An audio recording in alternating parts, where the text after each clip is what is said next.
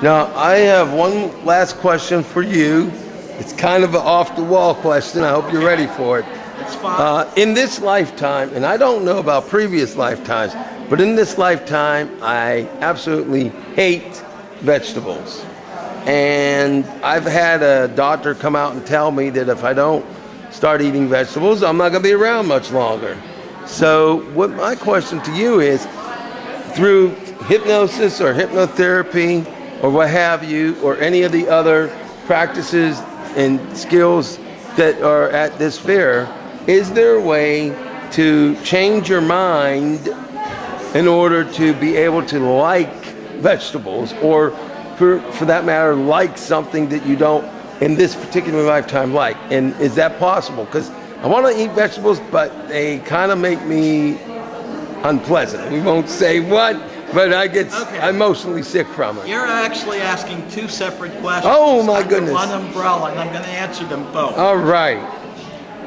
In response to your primary question is, Right. Can you change that? Yeah. Yes, through hypnosis you can change that. But my next question is, what makes you so certain that you need to? There are many native cultures that get the majority of their nutrition from meats and meats and fish. And you may have been descended or spiritually aligned with ancestors that was the eating, that is what was natural for you to do. And for you to go to a largely vegetable diet would be a very big change in who you are. I'm going to guess that you have some kind of Indian in your ancestors. Oh boy. And they ate game that they killed, and they were perfectly healthy. We have a lot of medical advice in the United States where we're very big on getting medical advice, and it's usually very good advice to follow. But you can't have one template fit every person, because we are quite literally a melting pot of many different cultures. And each culture has their own natural foods, practices, belief systems that they grew up with. And just because they're transplanted to another country doesn't mean they can automatically change them as far as who they are. Well, I can tell you for my own self, one reason why I want to do that is that as I said earlier before we were on camera, I'm on television, public access at this time. Well, every time I do an episode, I'm a little bit heavier. I'm gaining too much weight, and my diet consists of totally almost everything that's bad. It's junk food, fast food, high fatty foods. The only thing that I will say, and I'm not advertising, but there are a couple of buffets that I'll go to.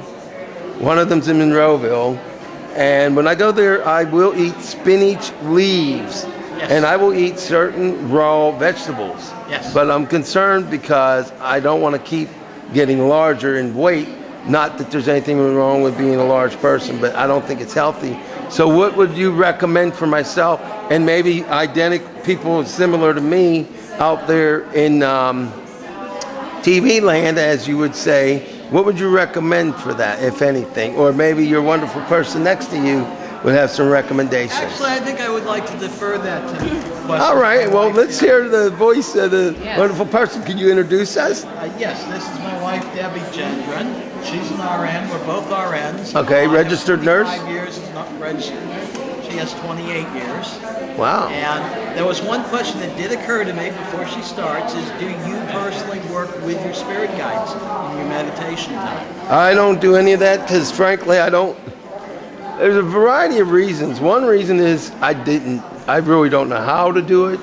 Another reason is I don't have, in some cases, funding plays a big part in it.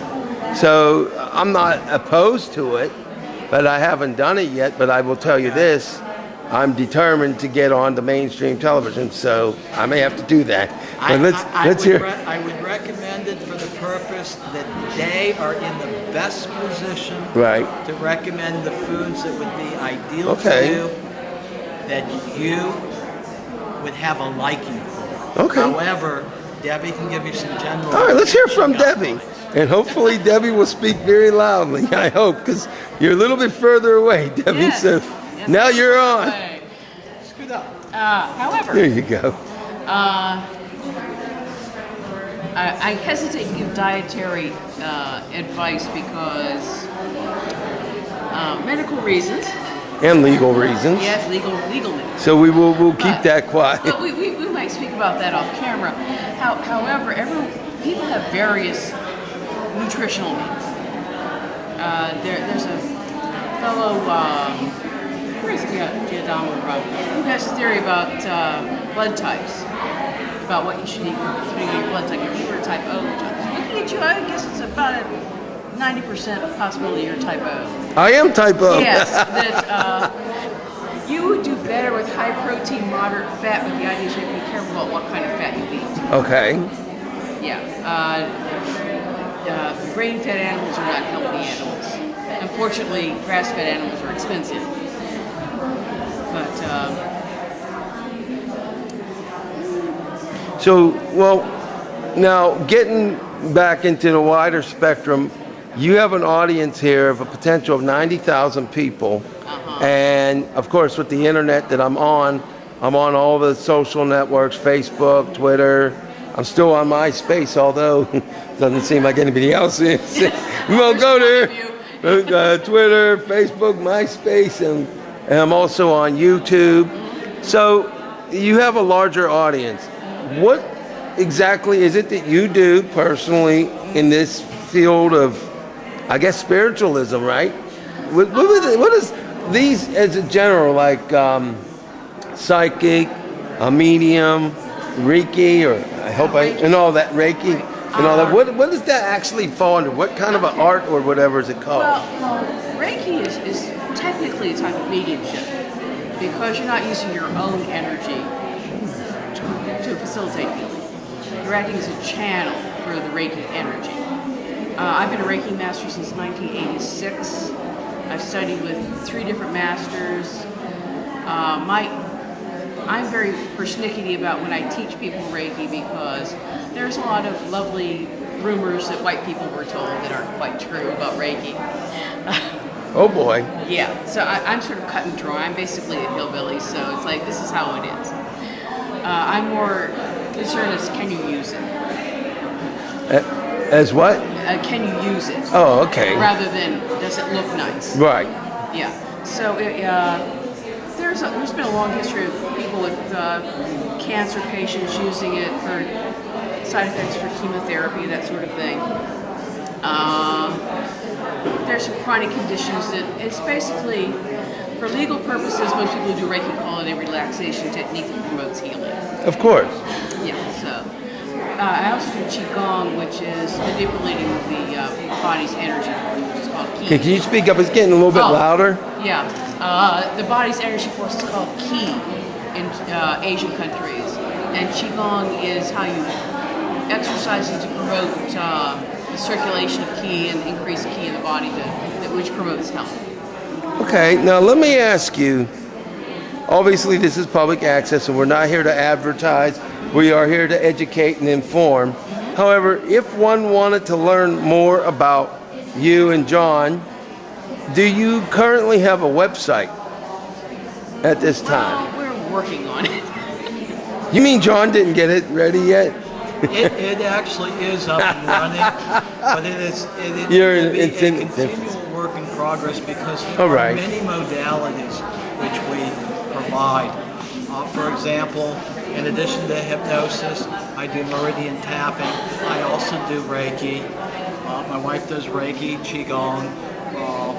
And with these various modalities, there are so many issues that we are able to help people. Right. Because almost every disease and issue that we have in our life is in one way or another related to stress. Okay. And while we don't claim miracles in eradicating that stress, your whole life completely changes when you learn how to better cope with and manage that stress. So that instead of the stress controlling your body, You're using your body to control the decisions you make, the actions you take, and what you do in your life. Okay. Yeah, you also have to realize that stress begets more stress. You get stressed out, you hurt, pain causes more stress, you're frazzled, you get more stress. It just builds and builds and builds. Okay, well, I have to ask you a pretty tough question. Are you ready for it? If we don't know, we'll say we don't know. Well, that's true. All right, well, let me ask you. Of course, we know that America's, you might as well say, still in a recession. There's 9 million people unemployed. So if the people's stress essentially come from not being able to find a job or an not exaggeration, but an overburden of financial obligations, better known as bills. Is there anything in any of your expertise that helps a person to kind of deal with that part, from the stress from not necessarily having it under normal circumstances, but the stress coming due to financial? Is there anything that one can do, the audience can do, that might assist them releasing that stress, and possibly also somehow being educated through a combination of maybe hypnotherapy, what have you, to finally find a path that will get them to the job? I know that's a combination of questions. I can tell you a good starting point. Could you please speak up a little bit, because I don't know if we can hear you. A good starting point is learning meditation. A good starting point is learning meditation. Learning meditation, even something as simple as repeating a phrase, like, you've heard from the old, calming yourself down is very helpful. It's a good way to start. We start each of the church services with meditation service. All right. And once you're calm, then my few words of advice are pretty simple. Follow your passion. And I say that with the understanding that most people believe for them to earn a paycheck, they have to get hired by an employer. And unfortunately, many of us spend our entire lives doing things we don't like to do. And we wonder why, even though we're working, we're making a lot of money, we're still stressed out. It's because we're not doing our life's calling.